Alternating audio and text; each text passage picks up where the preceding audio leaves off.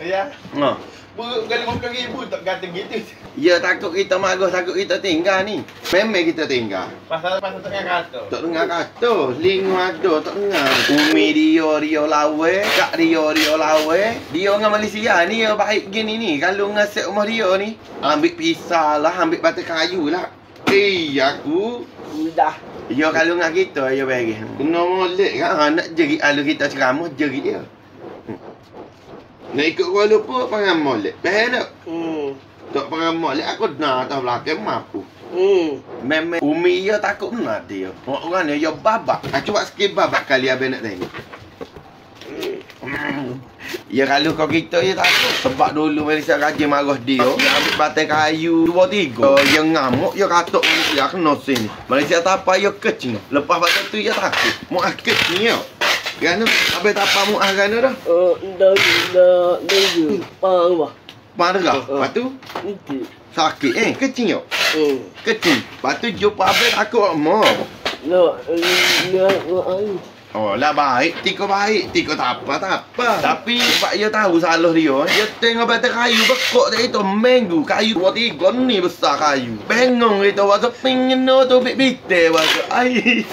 Dia cemburu Malaysia buat dengan ada seorang cacat macam dia kot. Malaysia baik tu dia panggil janggut. Jadi dia cemburu nanti lu abang nak ceramah ni. Lepas pada tu dia cemburu.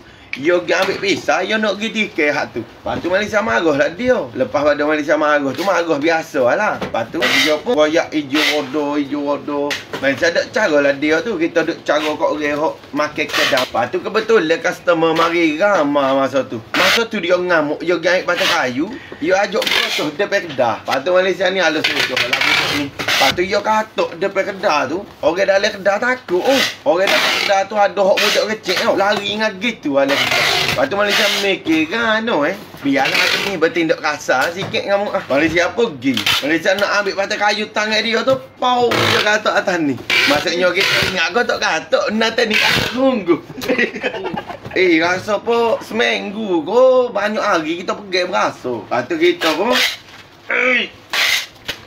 kita tak apa. Dia tengok kita muka alok marah ni tak aja marah dia. Dia pun jerit dia minta maaf. Lepas pada kita dibaik. Kata malah nak cara dah. Klik malah nak saya mu'ah. Nak saya janggut sore. Mu'ah ni budak jahat ni. Lepas tu beres. Baik siapa lah ni. Sudah napa saya itu 3 pinggir nasi no. Behepa aku pula ni. Gerai aku. Oh kena sini. Bom mata sakit lagi ni rasa ni. Ni sakit lagi ni. Mu'ah teh hangat. Jerit dia ingat. Dia ingat dia je kita. Baca molek sakit lagi ni. Dia ingat ayah teh kita tengok. Dia sedih. Dia jerit. Ada pada ni. Tak apa. Suruh aku gitu. Aku tak ajar temu dengan kayu. Lepas pada tu dia takut kita. Baikkan abang yang satu Mu'ah. Mu'ah kecil kan? Berlakon kecil kan masa tu. Jangan kecil sungguh. Lepas tu Mu'ah pocing. Kalau muka abang tak marah. Lepas pada tu abang marah. Lepas tu kecil duk molek Mu'ah malu. Tengok dia sedih. Dia bodek.